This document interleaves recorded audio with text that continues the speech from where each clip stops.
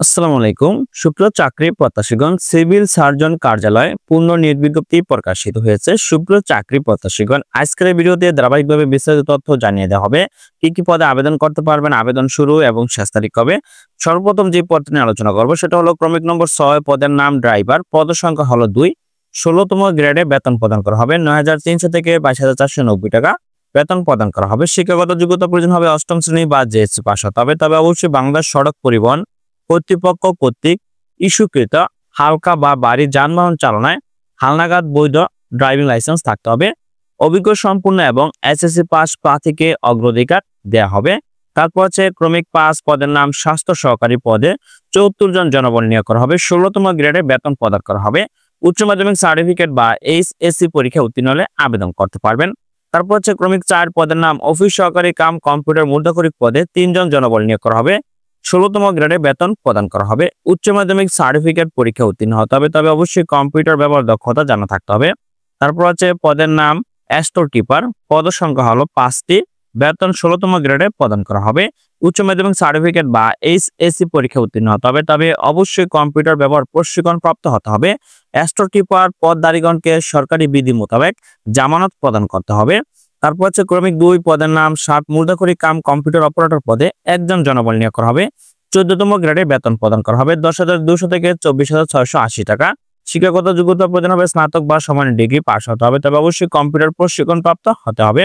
তারপর হচ্ছে ক্রমিক নম্বর 1, পদের নাম পরিসংখ্যানবিদ, পদ সংখ্যা হলো 5, বেতন 14তম গ্রেডে প্রদান করা হবে। কোন স্বীকৃত বিশ্ববিদ্যালয় হতে পরিসংখ্যান বা গণিত বা অর্থনীতি বিষয়ে স্নাতক বা সমানের ডিগ্রি থাকতে হবে। তবে অবশ্যই কম্পিউটার ব্যবহারের দক্ষতা জানা থাকতে হবে। সুপ্রিয় চাকরি প্রত্যাশীগণ, সিভিল সার্জন কার্যালয় পিরোজপুর পূর্ণ নিয়োগ বিজ্ঞপ্তি প্রকাশিত হয়েছে।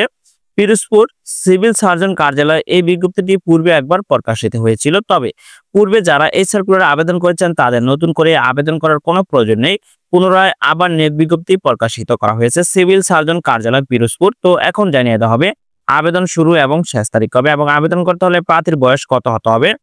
সুপ্রিয় চাকরি প্রত্যাশীগণ, প্রার্থীকে অবশ্যই বাংলাদেশের নাগরিক এবং পিরোজপুর জেলার স্থায়ী বাসিন্দা হতে হবে। বিবাহিত মহিলা প্রার্থীর ক্ষেত্রে স্বামীর স্থায়ী ঠিকানা উল্লেখ করতে হবে। প্রার্থীর বয়স 30/4/2025 খ্রিস্টাব্দ তারিখের মধ্যে 18 থেকে 32 বছরের মধ্যে হতে হবে। তবে বয়স প্রমাণের ক্ষেত্রে কোনো এফিডেভিট গ্রহণযোগ্য হবে না। আবেদনটি করতে হবে অনলাইনে আবেদন করতে হলে অবশ্যই পরীক্ষায় অংশগ্রহণ ইচ্ছুক ব্যক্তিগণ cs.pirozpur.teletalk.com.bd ওয়েবসাইটে প্রবেশ করে আপনার অনলাইনে আবেদনটি সম্পূর্ণ করতে হবে। অনলাইনে আবেদনপত্র জমা দানের শুরুর তারিখ হলো 14 মে 2025 খ্রিস্টাব্দ সকাল 10 ঘটিকা হতে এবং অনলাইনে আবেদনপত্র জমা দানের শেষ তারিখ হলো 6 জুন 2025 খ্রিস্টাব্দ বিকাল 5টা পর্যন্ত অনলাইনে আবেদন চলমান থাকবে। সিভিল সার্জন কার্যালয় পিরোজপুর এই সার্কুলারটি পূর্বে একবার প্রকাশিত হয়েছিল। তবে যারা আবেদন করেছিলেন তাদের নতুন করে আবেদন করার কোনো প্রয়োজন নেই। আবেদন সম্পূর্ণ হয়ে যাওয়ার পর অবশ্যই এখানে দেখতে পাচ্ছেন নিয়মটি ফলো করে টেলিটক সিম থেকে 2টি মেসেজ পদ্ধতি অনুসরণ করে আপনি আবেদন ফি প্রদান করতে পারবেন। আপনি চাইলে আপনার হাতে থাকা স্মার্টফোন দিয়ে অনলাইনে আবেদনটি সম্পূর্ণ করতে পারবেন। আর যদি আপনার হাতে থাকা স্মার্টফোন দিয়ে আপনি অনলাইনে আবেদনটি সম্পূর্ণ করতে না পারেন, সেক্ষেত্রে যে কোনো কম্পিউটার দোকান বা ইউনিয়ন ডিজিটাল সেন্টারে গিয়ে আপনি পর্যাপ্ত ফি পরিশোধ করে অনলাইনে আবেদনটি সম্পূর্ণ করতে পারবেন। সিভিল সার্জন কার্যালয়ের সবচেয়ে জনপ্রিয় পদ হল স্বাস্থ্য সহকারী পদ। স্বাস্থ্য সহকারী পদে 74 জন জনবল নিয়োগ করা হবে। তবে সিভিল সার্জন কার্যালয় পিরোজপুর পূর্ণ নিয়োগ বিজ্ঞপ্তির এই সার্কুলারে শুধুমাত্র পিরোজপুর জেলার স্থায়ী বাসিন্দাগণ আবেদন করতে পারবেন। পুরুষ মহিলা উভয় প্রার্থী, বিবাহিত এবং অবিবাহিত উভয় প্রার্থী আবেদন করতে পারবেন। তবে একজন ব্যক্তি শুধুমাত্র একটি পদের জন্য আবেদন করতে পারবেন। ধন্যবাদ সকলকে, ভালো থাকবেন, সুস্থ থাকবেন, আল্লাহ হাফেজ।